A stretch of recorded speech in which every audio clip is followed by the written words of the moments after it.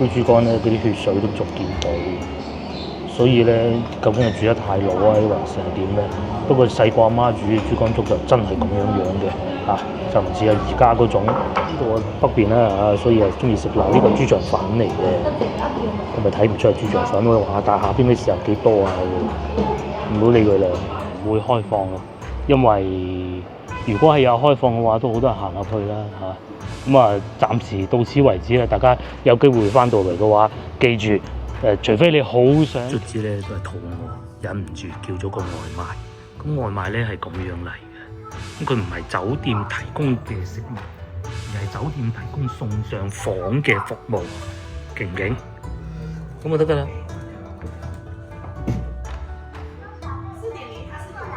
跟住就走啦。仲要咁喎，呢個餐如果你去餐廳買咧係53蚊8毫啊！超貴嘅，但係送外賣咧嚟到咧，佢係40蚊有找，連埋快遞費，真係貴。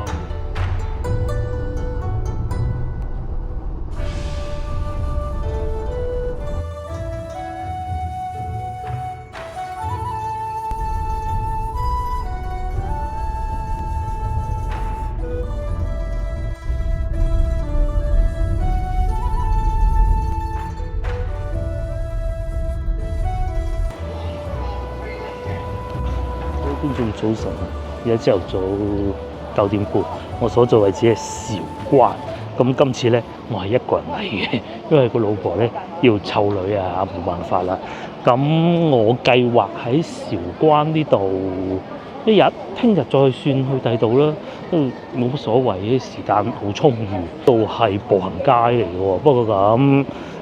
冇講話呢度啊，就算北京路咧，呢個時間段咧都應該冇乜人嘅啫，因為而家係星期一嘅早上啊，咁啊有好多街坊喺度買餸咯。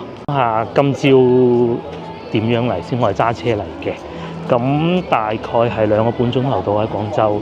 該快快，該慢慢。不過路上係好多貨車，因為咧呢度啊係喺廣州嘅北邊啊，再往北行咧就去湖南省又或者係江西省㗎啦。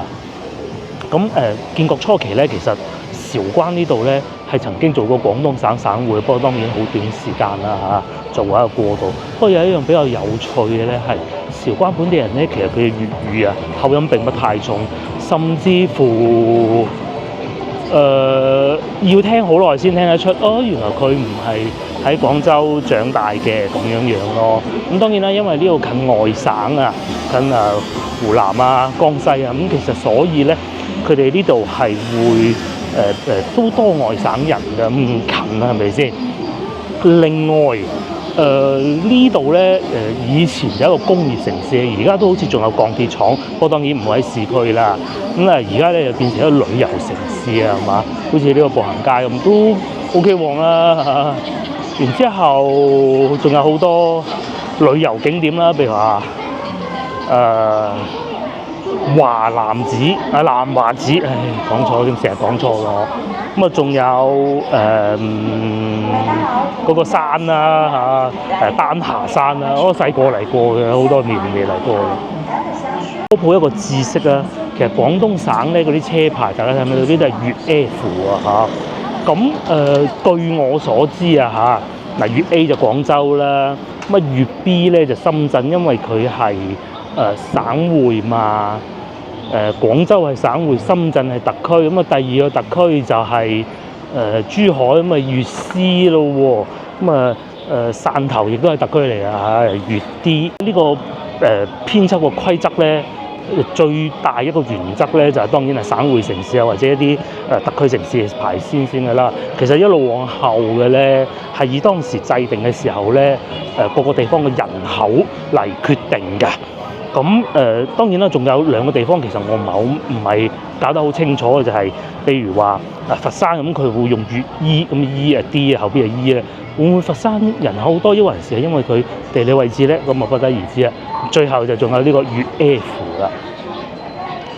粵 F 咧就係排得比較前，但係會唔會因為佢人口比較多，羊城地理位置比較重要咧？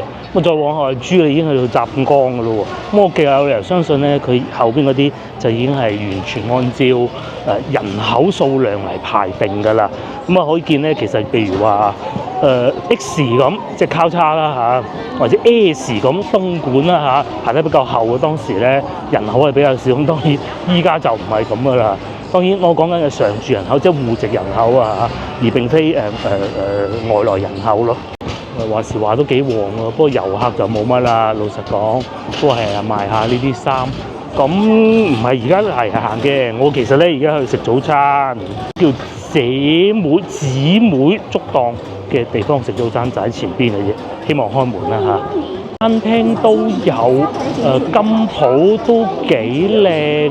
咁然之後嗰邊係周大福啦，上邊又有食魚啊，甚至乎如果你而家忽發奇想話我去過香港我未簽注喎，咁啊呢度都仲有得簽嘅喎，邊仲有個大金鋪喎，你睇下金碧輝煌啊，似長沙，呢度再去長沙大概4個鐘頭到啦，咁我梗係唔會去啊，我去過啦已經，話唔定會去江西喎，咁啊同大家講下我自己嘅古仔啊，茶粥鋪知啊嚇。族譜啊，翻去老家花都新話花園族譜查出嚟，其實咧咁同好多廣東人一樣，其實未做廣東人之前都喺外省遷過嚟噶嘛。咁事實上好多人都係咁㗎，咁大多數咧都係喺宋朝嘅時候過嚟㗎。咁包括譬如話我自己咁啦嚇，其實查得到資料咧係嚟自江西省嘅，不過當然講緊係宋朝啊嚇，即係。嗰陣係公元990年啊，族譜係咁寫嘅。咁啊，後來就去到嚟到廣東就去咗從化一小段時間，就去到而家花都咁樣樣咧。譬如話我老婆咁，其實咧佢自己都唔係好信嘅，但係咧翻去沙灣，因為佢哋就係沙灣嗰邊嘅祖宗嚇，喺廣東最大祠堂。其實佢哋係嚟自湖南省嘅，真係好笑啊！佢唔食得辣嘢。咁話唔定我會去江西行啊，因為2個鐘頭車啫嘛。呢度好似未開門喎嚇，營業中啊，唔係喎。哦，別有洞天喎，遊客至愛喎。食早餐9點幾㗎啦，咁啊食咗早餐，其實中午飯可以推遲啲㗎。睇下有啲咩食，粥啦，豬肝粥，我最中意豬肝粥。仲有都好多粥喎，冰牛肉粉腸粥都好喎，豬心嗰度都係唔好食咁多內臟嘅，腸粉啦，蒸陳川粉啦，咦呢個好喎，招牌酸辣豬腸粉，我決定係會叫一個粉嘅，叫咗嘢食啦，豬肝粥同埋蒸豬腸粉啊，咁係酸辣蒸豬腸粉咧都仲係比較懷舊㗎，冇話台面掃2維碼點餐，就喺前台嗰度點餐嘅。餐廳唔算話勁大，但係亦都唔好話坐唔落好窄嗰種，同埋你係可以睇到個廚房裏邊搞緊乜㗎，咁都幾舒服嘅坐得。咁啊當然而家就唔需要開冷氣啦，呢度係比較靠北邊啦嚇，所以咧氣温係會相對比廣州要低㗎。如果各位觀眾打算嚟呢度遊玩嘅話咧，強烈建議係着夠衫啦。譬如話好似而家咁啊，19攝氏度嘅啫，而家已經係早上嚟㗎啦。咁但係如果去到廣州市區嘅話咧，其實係22攝氏度㗎。咁另外咧呢度因為其實由始終咧叫北大門啊，咁所以咧其實佢嘅交通係比較發達，高鐵肯定都會有啦。同大家睇下交通。假如而家你人仲喺香港，而家就要嚟韶關，咁其實咧喺西九龍咧有直達嘅高鐵㗎，咁啊2個鐘頭咯。下邊2個鐘頭都唔使，個幾鐘頭啫。咁一日都幾多班啊？早上有3班，我估佢去到之後再翻轉頭啩。傍晚啊5點鐘，下晝有1班咯。咁當然我而家講緊呢個直達啊。如果你唔揀直達嘅咧，就係大把啦。如果你唔揀直達嘅話咧，仲平啲添。大多數咧都係喺深圳北中轉㗎，咁啊仲平少少嘅深圳北咧，好搞笑啊中轉，係咪？咁啊又或者廣州南啊，多到不得之了。等票價都係300蚊最貴350，最平嘅去到250嚇。咁至於高鐵站咧，離呢個市中心亦都唔會太遠。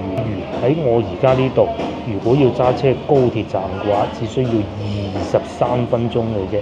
話我唔坐完高鐵啦，唔坐巴士㗎，要打車過嚟咁。嗱，大家睇見啦嚇。如果係特價嘅13蚊咯，如果係正價就20蚊嘅，咁都16分鐘到啦，好方便。城區裏邊咧，酒店嘅價格大概係咁㗎，百零蚊咯，全部都係。咁其實我已經訂咗酒店啦，譬如好似呢啲咁漢庭嘅130幾，如家嘅160幾，咁咪就絕對唔貴㗎啦。就算係華美達420蚊，咁有啲70幾就不必㗎啦嚇。因為呢度喺北邊啊，係會有好多溫泉㗎，溫泉酒店咧就遠離市區啦，但係價錢咧當然貴啲㗎。當然啦，呢啲酒店咧都唔會喺市中心㗎，好似呢啲咁樣雍園，雍園係一個縣嚟嘅，我好似未去過，600幾蚊。呢個係又係雍園啊！新豐苑700幾蚊，溫泉酒店呢啲咧，你梗係同埋個老婆先去㗎啦，係咪？咁如果係再好少少嘅酒店，我估呢啲假日酒店，哇，400幾蚊。我早餐到咗啦，呢個咧豬肝粥，哇，都浸咗好耐。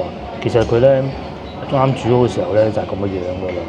佢唔似啦，我哋喺廣州食到啲豬肝粥咧，呢啲真材實料佢唔會攞水沖，啲豬肝咧嗰啲血水都仲見到，所以咧究竟係煮得太老啊，還是係點咧？不過細個阿媽煮嘅豬肝粥就真係咁樣嘅嚇，就唔似係而家嗰種啊。呢度嘅北邊啦嚇，所以係中意食辣，呢個豬腸粉嚟嘅，我咪睇唔出係豬腸粉喎。但係下邊啲豉油幾多啊？唔好理佢啦。仲話喺江西喎，江西仲辣喎。試下啲粥先啦，諗唔到第一餐就咁大份量啦。到就冇問題嘅，唔會話腥啊各種嘅，咁啊葱係自己加嘅咯，佢喺嗰度煮嘅。佢又切到好薄嘅啲豬肝，又出現另外一個問題啊！話說咧，我已經訂咗酒店嘅咯喎，呢個上次湛江嗰次啊，但係咧完全揾唔到記錄啦，錢就扣咗我㗎啦，話好慌咁喎，真係。佢哋係咁樣嘅，我啊懶醒，跳去京東支付試下睇有冇得平啲啦咁。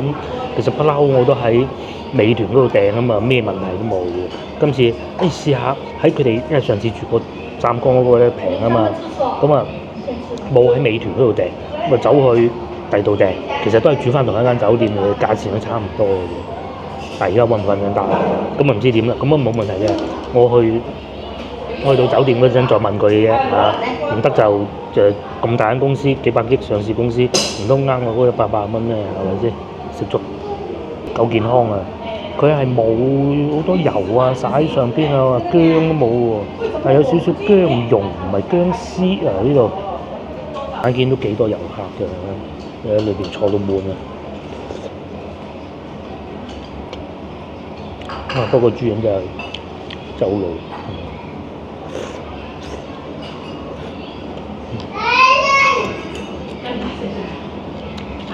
試下個腸粉，呢個係招牌菜嚟嘅，上邊啲一睇就知辣啦。豉油咧唔算太鹹，啲腸粉都可以。不過你話如果係口味方面咧，都係翻廣州嘅豬腸粉好啲。佢啲粉都幾靚嘅。唔係嗰種透明嘅幼粉，而係佢夠厚啊，咁樣夾開比較容易。不過咧，呢個酸辣就唔係我杯茶咯。搞清楚啦，係我自己大懵搞錯㗎嚇，唔關人哋事㗎嚇。原來咧，我喺華住會呢度 book 㗎，先頭係我講錯啊，華住會 OK。觀眾問我點樣 book 房啊，各種都係翻美團啊，冇錯，除非我要住華住會旗下嗰啲咯。係啊，美團咧，其實仲有個好處咧，就真係你一撳掣就退錢㗎，酒店嘅話。食飽飽，大家睇上嗰點咧，首先講清楚我食唔晒，個份量確實有啲大，因為但凡佢做細碟啲咧，都真係作為遊客咧係要試多啲㗎嘛。咁同埋好本地嘅感覺，係本地人嘅早餐就係食呢啲，不過有啲貴，10幾蚊一碗粥嘅話嚇，所以成日講話廣州嗰啲物價平啊，係咪有道理先？都10幾蚊都要嘅廣州，大家記住廣州啊！咁啊，接落嚟我哋去前邊行下，一個叫風采樓嘅地方，其實先頭開始已經經過㗎啦，咁都幾震撼㗎嚇。去到再慢慢同大家講，我喺步行街呢度咧，呢一點係幾好嘅。佢將嗰啲旅遊景點咧全部寫晒喺度，譬如話你想去大鑑禪寺咁啊，嗰度寫住嗰個方向，百年東街咁啊，就係呢個方向。豐道廣場、風采樓咁就唔會錯㗎啦。最好咧就梗係搭配埋手提電話地圖啦嚇，咁你大概知有幾遠啊嘛，咁啊會更好咯。越近嗰個牌坊啊嚇，風采樓啊，咁啊發現呢邊其實先行過啦，而家再睇清啲豐道廣場，原來係咁樣嘅。買下手機啊，樓上就紋身啦。仲有賣衫㗎啦，個餐廳就喺側邊咯，但不多。然之後呢度仲有蒸餃，光頭佬蒸餃，係啊，呢啲蒸餃好好食。都係賣衫賣手機，基本上呢啲嗰啲小食反而見得唔多啊。咁同埋嗱一樣都係會有人搞下清潔啊咁咯。呢個風采樓啊咁最初咧我以為佢嗰啲近幾年先至落成嘅旅遊景點原來唔係嘅。咁佢咧就係為咗紀念呢個北宋名臣俞正嘅一個地方嚟嘅。咁咧佢係建立於明代喎，反而落成於明朝嘅1497年，明代弘治10年明代紀念北宋都有嘅啦前邊呢度咁據說仲可以登樓嘅喎，上去睇下啦。賣手機多，手機好賣。呢度就叫豐道中路，呢邊仲有雞扒啦，隔離又賣麵包啦，老城區嘅感覺啦，都好嘅啲咧有當地人居住嘅痕跡嘅地方咧係幾好嘅，唔係淨係得旅遊區，譬如好似上次咁，我去到福建嗰度咧，都係覺得淨係得遊客揾唔到當地人居住嘅感覺咯。就喺呢度啦，當你開車經過嘅時候咧，就會見得到嘅。咁原來隔離咧係有個叫風采茶樓嘅，先頭好似我揸車入過去。我都唔係好記得啦，我要揾洗手間，睇下可唔可以上去。隔離呢度仲有維也納酒店。呢個酒店咧，雖然我哋住得少即係除非去到當地真係冇得揀，其實係唔錯㗎。偏商務啲啲咁多，咁但係都遊客當然冇問題啦，都可以住嘅。不過價錢咧比全季平少少啦。咁貴過嗰啲平時我哋住嗰啲便捷酒店㗎。咁好處就係隔離呢度仲有得飲茶喎，風采茶樓。老婆嚟咧就已經喺度食咗㗎啦。至於價格係咁嘅，咁嗱呢個啦200蚊，咁其實都 OK 嘅喎。我 book 嗰個都180啦。有啲再平啲嘅123都有200蚊，200蚊就佢最平嘅房。呢度啦，風采樓，睇個樣點上去上唔到去喎，喺隔離嗰度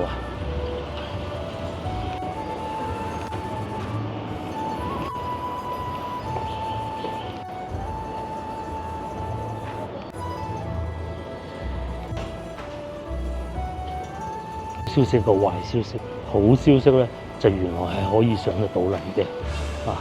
壞消息咧就係而家都差唔多11點啦。但係未開幕。一個好消息就係你上到嚟呢個位置可以咁樣喺度幫佢影張相咯。係啊，咁唔知算唔算一個好消息咯？3樓爬上嚟都幾攞命啊嚇！咁如果係長者嘅話就不必啦。但係咁我見到下邊咧係有旅行社停車嘅喎，唔通喺嗰邊上？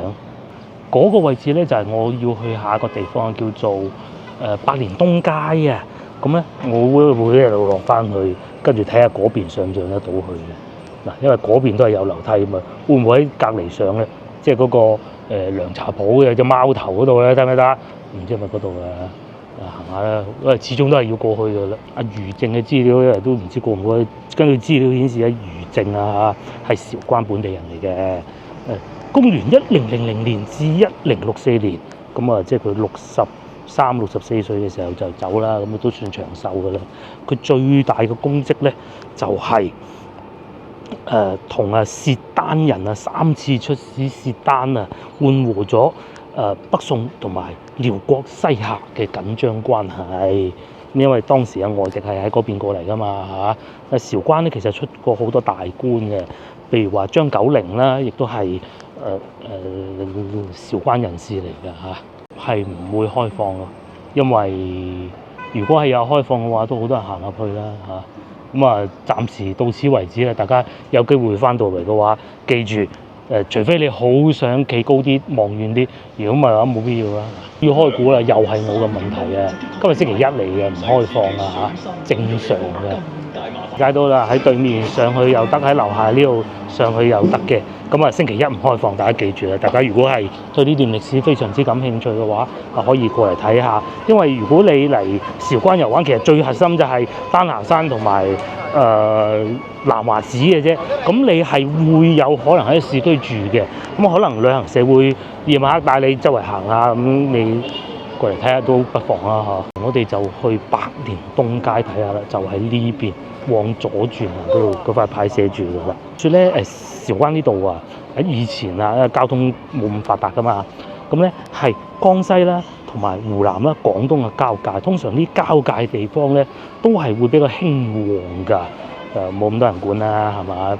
又會多啲人嘅來往啦。咁其實當時咧都係會比較多人喺度。呢度咧，大家會見到前邊有條河。咁以前咧未修建鐵路嘅時候，佢哋嗰個叫粵漢鐵路啊，即係由廣州到武漢㗎啦，即係黃沙啊粵就真係。咁啊一路去到未有火車之前咧，都係靠水路運輸㗎。咁要經過就係呢度啦，就係呢個廣場咧，就紀念當時呢個事情㗎啦。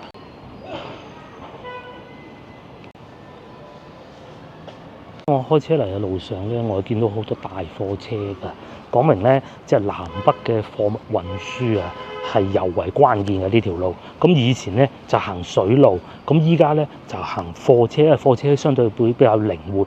你去好遠嗰啲咧，先至行火車嘅啫。呢度咧就係精江嘅上游啦，經過梅關咧，即係就可以去得到中原㗎啦。咁南邊嘅貨物咧就可以往中原運輸過去咯。咁啊，據說啊，清末民初嘅時候咧，呢度係好多船運㗎。咁啊，啲老闆啊，你行過要卸低啲貨或者係食個飯都要啊，就似而家咁啫嘛。依家啲人揸車都係服務區停一停先咁。咁佢哋所以咧，呢個百年東街咧，當時啊就係好多貨船經過嘅時候，可能喺度補給啦，或者係食個飯啦，又或者太夜啦，唔適合行啊嘛，喺度住宿。留喺度咁啊，所以嘅呢度咧就尤為興旺啊！嗱，大家睇下上邊嗰啲屋咧，係咪好古舊？咁當然咧，依家而家冇啦。呢個仲有百年東街遊覽小火車，慢慢喺度帶大家行下嘅。呢邊就以前就啲人開船經過喺度食飯啦，咁啊依家咧就食 pizza 咯，抵食喎。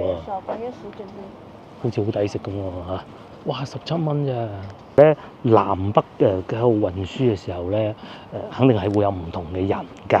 咁南方嘅飲食習慣啦，北方有北方嘅飲食習慣啦。佢唔會似而家嗰啲高鐵咁樣行一段就換個司機嘅。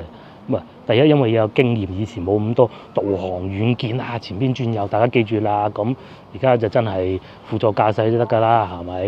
咁但係咧，以前咧就要可能一啲經驗嘅船長啊、船夫啊，先能夠處理得到呢件事情咯。而且咧，有時候佢要可能睇翻啲風向啊，咁樣樣嘅。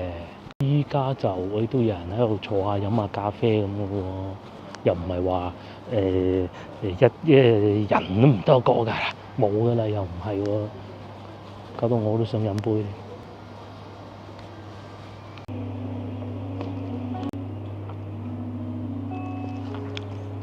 買咗杯嘢飲，13蚊啫，真係競爭大。就唔算話好熱鬧，但係而家呢啲秋冬時節嚟到呢度，因為坐喺戶外飲杯嘢，又幾過癮嘅。嗰種安靜嘅感覺咧，我喺大灣區嗰啲城市，呢度唔屬於大灣區，應該係真係揾唔到。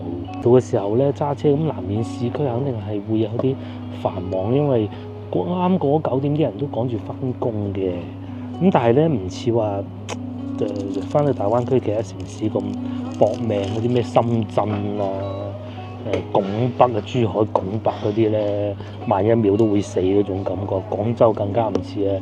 今朝喺廣州市區嗰啲人啊，為咗趕限行啊，哇開得幾鬼急啊！送貨嗰啲車咁啊嚟到呢度好安靜，有時候行得急慢落嚟睇下啲風景。我後邊嘅方向行咧就係山嚟嘅，就唔適合嘅。我繼續往我前邊呢個方向行，係往南。咁咧嗰度仲會有幾個景點係值得去嘅，譬如話廣州會館啦咁。咁我哋慢慢行。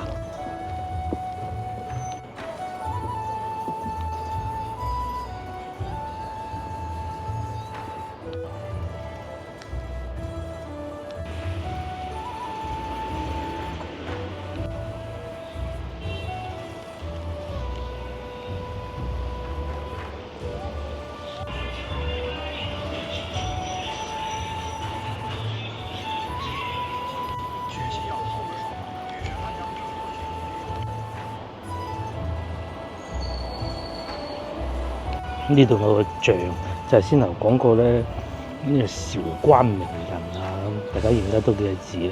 咁首先呢個個靈字係好易認嘅啫，咁你字係往右邊往左讀嘅嚇。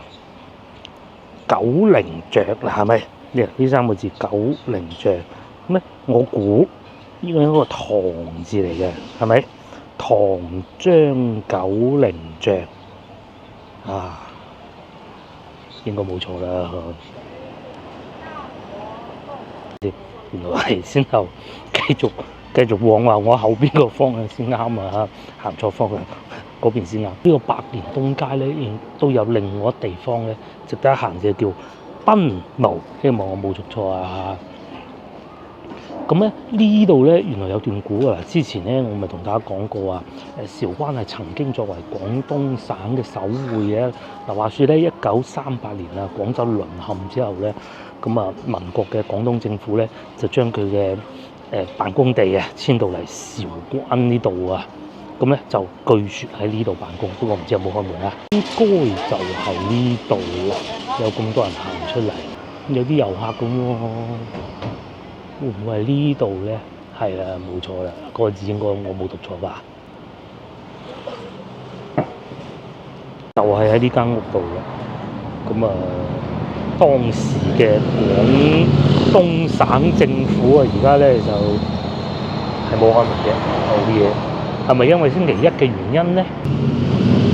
咁啊入唔到去都冇辦法啦，下次計劃好啲時間先得。不過據說呢度咧，係曾經接待過海明威啊！1941年嘅時候啊，戰地記者海明威咧，同佢嘅太太曾經嚟過呢度嘅。我當然呢個係一種傳說啊。咁啊，究竟係咪事實咧，就不得而知啦。度又冇寫塊牌話開門與唔開門咁嘅喎，新亞咖啡店知啊。作為一遊客咧，見到咁都幾失望嘅。咁啊，只能係嚟門口睇下啦。因為有歷史嘅建築物啦嚇，所以就不作開放啦。咁佢係2018年之後咧曾經修葺過嘅。咁啊，我手上嘅資料就話會開放，亦都好有可能係真係因為星期一嘅原因啊。咁冇講咁多啦。最後仲有一個地方我係想去嘅，就叫做廣州會館。咁啊，究竟會唔會當年我啲祖先真係祖先啊嚇？喺1000年前喎嚇，喺外省嚟到喺江西嚟到廣東嘅時候，有經過呢度咧，咁啊不得而知啦嚇。我行埋佢前面嗰條街都幾靚嘅，又係嗰啲騎樓街嚟嘅前邊。只要你跟住嗰個旅遊牌行咧，都唔會賣得你噶啦。我又嚟到呢個，哎呀，又係關咗門啊！廣州會館啊，呢度啊，咁啊上邊寫住幾個字廣州會館啊。呢個牌樓都好有型嘅，全部都係水馬。呢度望入去咧，係有一個庭院嘅，唔知前邊嗰度去唔去得啦？喺裏邊爛地一片，不能內進啊嚇，咁冇辦法啦。喺市區呢幾個景點咧，就暫時睇住咁多先啦。安靜咯嚇。咁接落嚟咧，因為架車要充電啊，咁我咧打算去萬達廣場嗰邊行下。咁啊，我去攞翻架車先。而家係11點半，去到嗰度差唔多12點。如果係啲小食啱食就食下咯，冇唔食咧都幾飽嘅其實。但係揸車去都需要啲時間㗎嚇。咁啊去到上翻車再同大家慢慢講啦。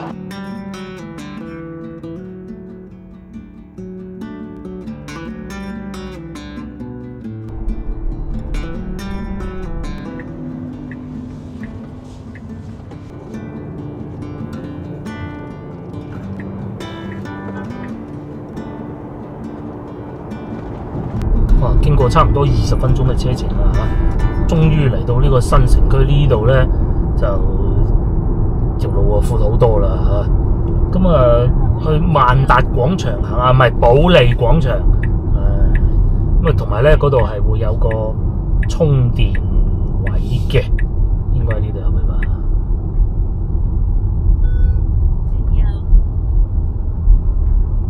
哇！哦，前邊呢度。都唔係好荒山野嶺嘅，我就算係打車過，亦都相信唔使好多錢嘅啫嚇。咁啊呢邊咧就好多在建中的樓盤啦，不過賣唔賣得出去就唔關我事㗎嚇。都係帶大家嚟睇下嘅啫，亦都冇叫大家嚟買。買咗都唔關我事嘅，我冇錢收嘅。OK， 睇咗過去啊！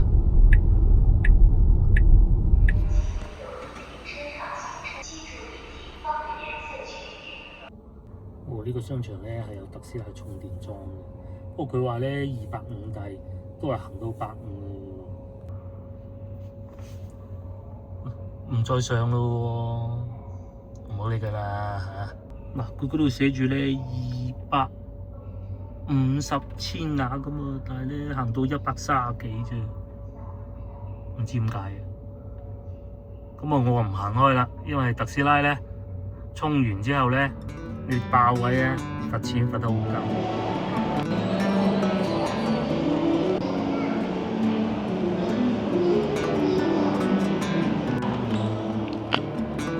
終於嚟到商場同埋充好晒電啦嚇！而家哇成點鐘噶咯喎，咁啊喺度行下睇下有啲咩食啦。嗱，大家記住啊，今日係一個星期一嚟㗎嚇。不過咧，先頭揸車過嚟，見到呢度咧好多新樓，好似前邊啊保利啊咁啊，睇嚟呢度全部都係保利啊嚇。我想回應一位觀眾嘅留言，佢叫我唔好睇咁多樓盤，唔係而家中國內地樓價下行，即係首先我必須要講清楚嘅就係。我相信睇完我哋嘅影片去買樓嘅觀眾應該唔多嘅，佢意思係千祈唔好焗人哋買樓，而係我想俾個資訊大家。究竟譬如係韶關咁嘅樓價係幾多？對比一下廣州，對比一下佢當地嘅生活，樓價係一個好好反映當地生活嘅地方嘅一個環節嚟嘅嚇。意思啊，我又嚟睇樓啦，哇！呢度平啊！不過你話會唔會買，我諗都好微啊嚇。嗱，中海呢個6800蚊就同埋仲有呢個已經算貴嘅啦嚇。呢個叫做保利中瑞花園嗱，二手樓，2022年即係疫情樓啦。80幾萬嘅，咁你話喂會唔會有觀眾走翻到嚟呢度買？我諗難啲啦，即係但係俾大家睇下咩樣都好啊，係嘛？幾靚啊，幾企理啊，係咪啊？咁甚至乎可能會唔會有觀眾係曾經喺度居住過、生活過？其實都係一種資訊嚟嘅啫，就好似我帶大家去睇嗰啲餐廳，咁難道我去親大家都會去嘅咩？80幾萬咁，如果喺呢度仲要咁靚啊，二手樓。哇！喺呢度生活應該幾好喎，咁啊又係嗰句啦，好似同老婆話事齋，你兩個人夠唔夠供樓咧？啊，甚至乎買到一個平方咧，我認為夠咯嗱，好似呢個咁啊嚇，呢個先頭話一排屋嗰度嗰啲咧，呢啲全部有小區管理㗎啦，6800蚊，60萬搞掂啊，18年樓齡，咁啊平少少咯。咁啊，全部都60零萬嘅啫嘛，咁你有個資字都好啊，哇，全部都係保利喎，50幾又有別墅添喎，舊啲17年，你起碼有個資字啊，知道哦嗱，原來韶關呢度嗰啲樓咧，雖然係多，但係咧就冇話爛尾啊嗰啲咧，即係起到一排冇人住嗰種咧。嗱，呢啲我估呢啲係公寓嚟㗎，叫保利廣場，反光睇唔到。附近都係保利嘅樓盤嚟嘅嚇，呢個廣東省兩大地產商啊，碧桂園啦、富力啦啊，連恒大都有啊，喺呢度都有樓盤嘅。咁講明其實先頭我哋去嗰度咧，大家都應該有睇啦，即係俾你哋冇住。我係認為咁講，但凡你有少少條件好少少，我認為呢啲50-60。應該係要住呢啲嘅，而唔係住翻到先頭嗰啲咁舊。所以先頭嗰啲我都冇睇啊。韶關都係一個城市嚟㗎，唔好覺得話好鄉村嘅感覺啊。隔離咪恒大咯，恒大城哇！你睇下，6000蚊一平方，5500就圍到成百方啊，都係使50萬嘅，撈唔到出嚟啊！20年，咁呢啲二手就冇問題㗎啦，全新。未入住急售，產權清晰，呢啲咪如果你有幾廿個咁，其實咧幾廿個你喺廣州咧買到嗰啲屋咧，即係請你住，你都諗清楚先咯。我講老城區啊嚇，少講啦，行下商場咁啊，其實我又有少少肚餓啦，行下睇下冇啲咩茶餐食下啦，又睇下旺唔旺，就算唔食都咁有人，但係唔係啊勁旺嗰種咯。嗱，呢度有牛肉火鍋啦，我睇見裏邊有2台客，都係坐翻窗口邊嘅，個直頭就唔開門啦已經嚇，咁啊可能夜晚先開啦，我估。椰子雞咧，仲有平價嘅涼皮啦，麵啊，仲有椰子雞，海南椰子雞，度咧係客家菜，咁啊前邊仲有啫煲，咁啊如果係啲小食啊，嗱港式茶餐廳我就唔啱噶啦嚇。不過咧就前邊咧就有應該唔關我事嘅九龍輝少港味餐室，行下先。隔離呢度牛蛙呢啲不必啦。前邊仲有個錦川粵係食咩啊？食辣嘅。入邊就仲有一個韓國撈飯。啫煲唔使嚟呢度食啊！港式茶餐廳呢度啲茶餐廳出品又點咧？唔食睇下價錢都好啊。講到檔次，應該呢個比較好。哦，澳門焗葡國雞飯，仲有豬扒生焗排骨飯。澳門係有生焗排骨飯嘅，係咪嘅咧？有冇澳門觀眾話到俾我聽咧？呢啲雞中翼煲，喂，大蝦雞中翼煲好喎，仲有幾隻鮑魚添。喂，呢個幾好喎嚇！炒麵啊，連啊〜佢寫嘅咋，佢冇講係邊個星爺啊！啲人呢個醒目啊，星爺至愛公仔麵，連呢個都有添。廣州就唔食嚟呢度食，其實咧唔貴嘅，我見到有個100蚊嘅雙人餐咯。呢邊係電影院嚟嘅，咁一眼望晒㗎嘞噃。呢個拌飯，不好不好。喺社交平台係睇到會有咩食嘅？本島粥城，呢個係食點心嘅烤肉，琴晚先烤過，唔好啦。壽司涼皮，基本上係咁嘅。津士牛肉粉，哇！必勝客、桑拿雞呢啲已經係去到好遠噶啦，基本上一眼望晒個商場。前邊仲有一個食海鮮自助火鍋，嗰個不必啦。呢度仲有自助餐添，65蚊。呢個算多人嘅，不過其實咧我係唔想食到咁飽啊，因為而家點幾鐘，今晚有個夜市想去行下嘅，咁下邊仲有超市，忍住先咧。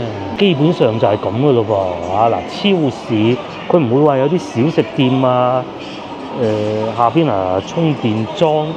好靜局啊個商場，雲吞麵食下都冇嘅喎，睇得出個格局咧，應該係嗰種去到週末就好火爆嘅，咁一眼望晒啦喺呢度嚇，連賣車嘅都冇喎，下邊就因為比我想象中嘅保利咧係唔同嘅，因為我哋屋企附近都有保利嘅商場，上次又去到炭佬烤肉啊，各種咁樣好過癮啊嘛，聽咧除咗面前嘅探魚咧。全部都喺樓上嘅 KTV 順德粥底火鍋，嗱呢個就想去睇下啦，因為咧你食2碟又得，3碟又得，去睇下先。錯啦，就係呢度啦。咁你有冇人嘅咧？似嗰種月塵記嗰個啊，係啊，但係裏邊係一個人都冇嘅。咁呢啲咧就最緊要新鮮啊！即係你不停換住咁樣嚟食噶嘛，係嘛？即係我係一個客人都見唔到啊！佢可能太夾事啩。我見到有1個工作人員同埋1台客，呢台客就係先頭喺下邊充電嘅時候見到嘅。哇！我冇乜信心咯，係嘛？咁係月塵記嗰種嘅啫嚇，個名咧都係即係唔好講人哋嘅抄襲啦嚇，即係佢普通話讀起身咧係一模一樣嘅，同月塵記。5蚊、10蚊、16蚊、26蚊。呢度咧就有個好處，唔係喎嚇，佢話佢意思唔係講話啲邊樣幾錢啊？通常你海鮮嗰啲都係貴㗎啦，係嘛？長方形淨係菜啊，上邊你睇到啲牛肉咁樣都係長方形嘅，海鮮就36，特別啦，我都不作停留啦，而家快啲返酒店休息下先。今朝都好早出動，晏晝再帶大家去吃喝玩樂啦。因為咧唔好搞咁晏，因為聽日咧我仲有其他行程嘅，我聽日就會離開韶關嘅。裏邊1台客都冇，其實如果1台客唔好意思更正，如果係其實多啲人我都會食嘅。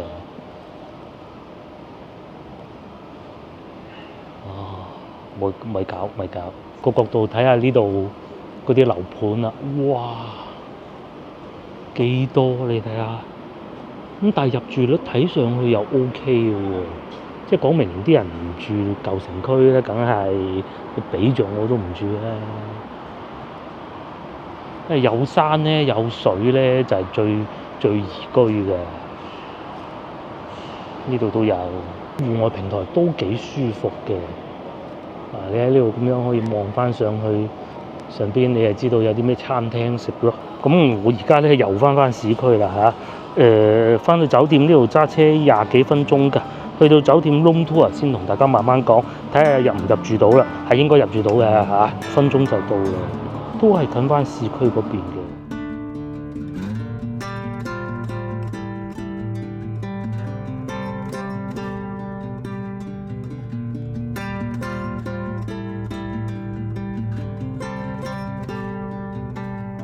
呢啲入住率就差啲，太新。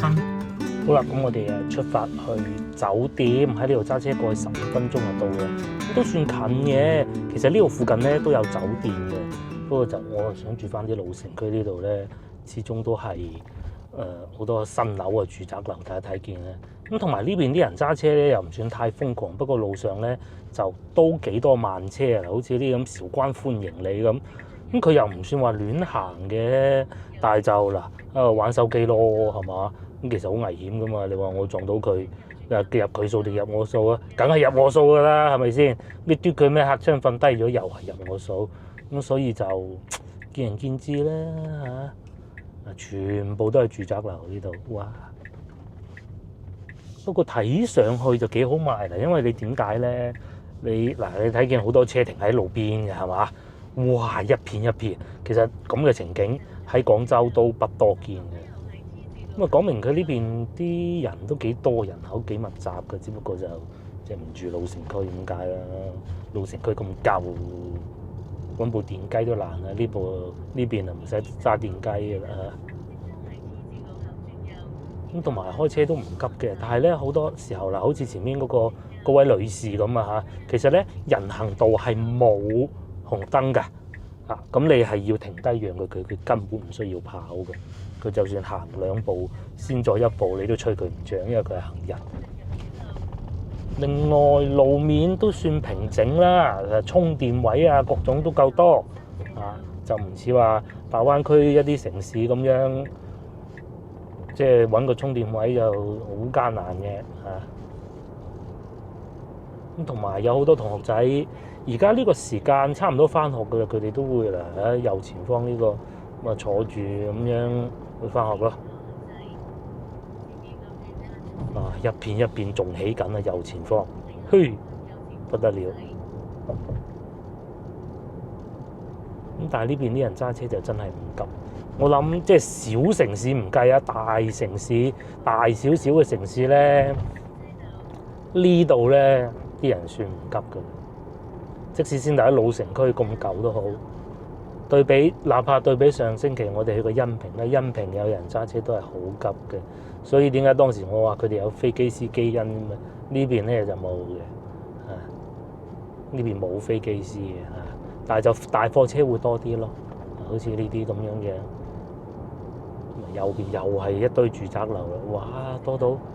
另外咧，韶關呢邊係俾開摩托車嘅，但係開摩托車嘅人唔多啊。你可以睇得到啊，譬如前邊呢兩部咁，梗係開電雞爽啦，慳錢啊嘛，插住就充電啦。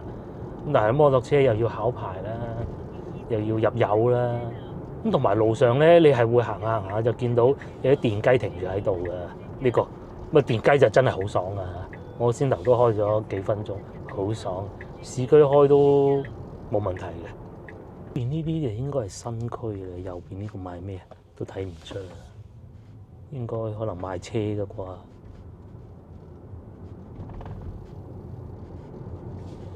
啊，真係山山嶺嶺啊，人都冇咁，但係住宅樓又好多喎。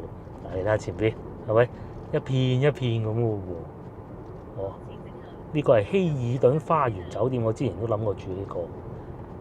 價錢係一回事啊，遠咗少少。但係呢度有個芙蓉廣場咯。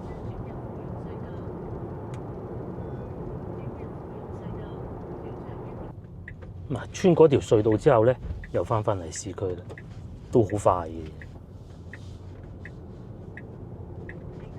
咁啊呢邊都好多樓嘅，但係我覺得咧，即係如果真係買，即係如果我係一個韶關人要置業嘅話咧，我都會買翻嗰邊咯。揸車真係幾分鐘嘅事嚟嘅啫，不包括塞車啊。即使到中午而家呢啲時間咧，條路都真係唔多車嘅，呢度應該都算市中心啦吧。咁但係呢邊咧，爛尾樓應該都唔算多，除咗先頭見到嗰棟。啊！嗰度仲有沃爾瑪添，通常啲旺嘅地方、多人住嘅地方先有沃爾瑪嘅啫嘛。呢度啲過馬路咧係唔使睇燈嘅，因為係冇燈，係咪？但係條路都幾闊嘅揸車，同埋路邊咧都幾多嗰啲公共停車位㗎。咁啊，1蚊幾毫一個鐘咁嘅就唔貴嘅。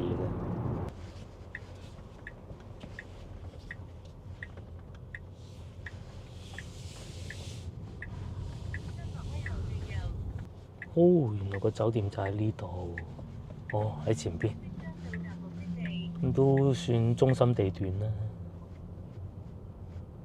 呢度180蚊一晚。通常我哋去一個酒店呢，都係要留意有冇停車場。呢個停車場都算可以啦。呢度有一個位啊，要用一種美式嘅停車方法啦。哦。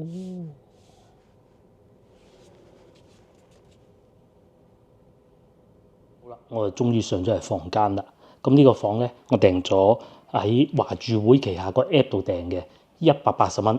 下邊咧就睇見人哋嗰啲屋啦，人哋個屋頂，同埋咧架車係停咗喺嗰度入去嘅，都幾莫停嘅。可以望到後邊嗰啲住宅樓咯，哇，都入住得幾高喎。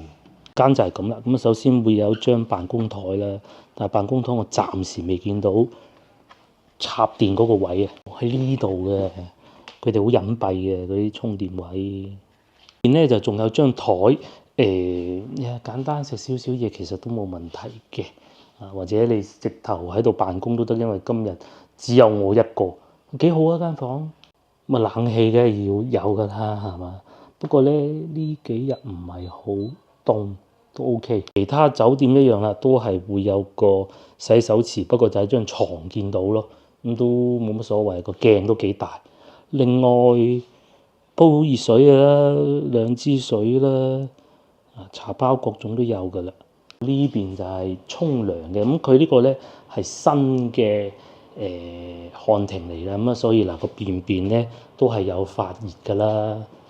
嗰個紙巾咧係睇得到係未用過㗎啦，好安心。咁啊仲有沖涼房，地下都唔見話有嗰啲滑潺潺嗰啲水漬啊，冇嘅，還好。又或者上邊咧，佢係可以因為潮濕啊，咁佢係可以發晒霉啊嘛。咁但係呢個我都見唔到嚇，都幾新淨。沖涼液就係打唔開嘅，即係唔會你自己再加啲嘢落去嘅咯。咁同埋呢度有條繩，你係可以喺度晾衫。喺上都幾滿意㗎啦，冇雪櫃咯，正常㗎啦嚇。佢哋全線都唔會有雪櫃嘅，仲有幾個衣架。另外咧，我訂雙床房，佢默認都已經係俾咗2張房卡我。頭上房嘅時候咧，要拍卡先至可以入得到電梯嚟到呢個樓層。咁呢一點係幾好㗎。床頭都有充電嘅，同埋你一撳掣就可以 call 前台咯。光猛啊！有啲酒店咧好差嗰啲咧，佢係會啲燈冇咁光㗎，冇咁光咧就係有啲嘢唔想俾客人睇到啊嘛，即係好舊啲牆腳啊嗰啲咧。咁暫時呢個都見唔到啊，嗰啲好舊嘅牆腳啊，嗰啲污糟邋遢啊嗰啲冇嘅。我唔多講啦，稍作休息先。下一集再見啦嚇，下一集見，拜拜。卒之咧都係肚餓，忍唔住叫咗個外賣。咁外賣咧係咁樣嚟嘅，咁佢唔係酒店提供嘅食物，而係酒店提供送上房嘅服務，勁唔勁？嗱，佢對住我啦，佢見到我噶啦，咁佢應該會打開個盒嘅。嗱，佢對住我啦，佢唔會入房噶噃。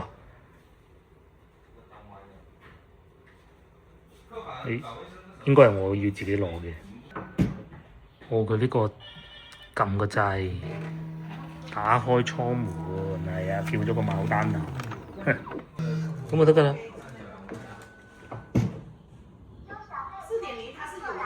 跟住就走啦。仲要咁喎，呢個餐如果你去餐廳買咧，係53蚊8毫㗎，超貴嘅。但係送外賣咧嚟到咧，佢係40蚊有找，連埋快遞費，真係該會咯。好玩，原來可以咁嘅。呢度咧睇緊劇集喎，點解對咗嗰度嘅？你睇下，哇，有咁嘅功能嘅原來。一路食緊呢個餐，一路就睇緊劇集，幾過癮。